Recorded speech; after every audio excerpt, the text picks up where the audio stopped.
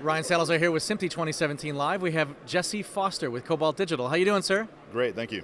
So I'm looking at this very sexy multi-viewer. Let's talk about it. Okay, yeah, that's our new 9971 series of 4K multiviewers. So the input stage is 4K capable with 12G SDI support, and the output is a proper UHD 3840 by 2160 raster. So this is a consumer Sony UHD HDR monitor, but in this application it's just taking the output of the multiviewer in a quad split mode, and I have our existing 3G SDI broadcast centric multiviewer feeding these first two quadrants. So this is a 9-image multiviewer in each of those, and then these are full 1080p resolution images, so it lets you have all the HD resolution that you need to judge focus and whatnot. So it's a big deal in outside broadcasts. Okay, so it's all it's SDI then? SDI on the input. We also have a card that adds HDMI 2.0 on the input stage. Very nice. And the output, HDMI 2.0 is present by default. Got it. All right, so what else are you showing here today? We have a division of our company that focuses on compression and DTV products. So we've actually done some work with a partner, MediaWare out of Australia, to do frame accurate commercial insertion splicing. So basically what we have here is a card that inserts a frame accurate SCSI 104 DPI message. Our H.264 encoder makes that into a SCSI 35 message, and the splicer references that to take local content and then replace the stream in real time frame accurately, and then revert back to the stream when it's supposed to. Okay. So what I would do is I would fire off a message.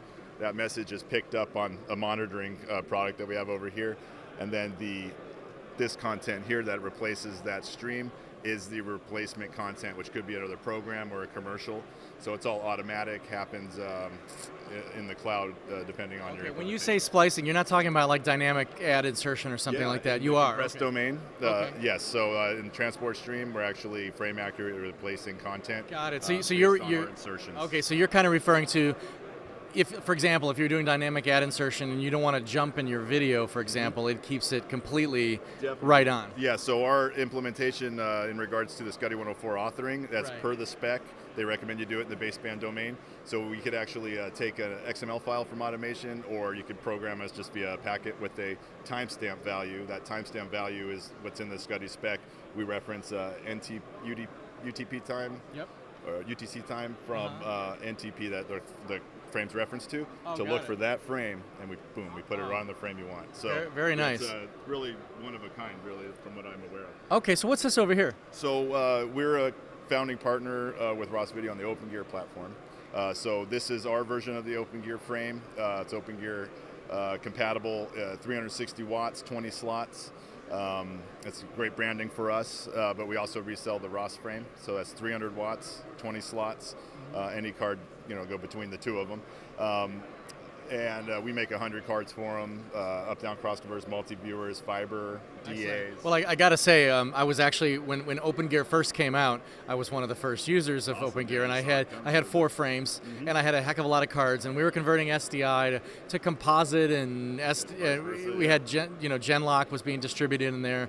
It was really nice because you had all these cards you can have in one frame. Right, and with the exception of that first version, the frame, all rear modules from the old cards are compatible with the third generation frame. Cool. Yeah, so it's all backwards compatible. They keep that in mind when the evolution happens. I believe there's 30,000 frames deployed industry-wide with slots. Yeah, so it's a great consortium to be part of. It's a good thing for us, big time. Okay, so lastly, I'm seeing a, by the way, this happens to be a partner of ours, Player Broadcast. I saw a PBM and I knew it right away, but let's talk about what you guys have going on this screen.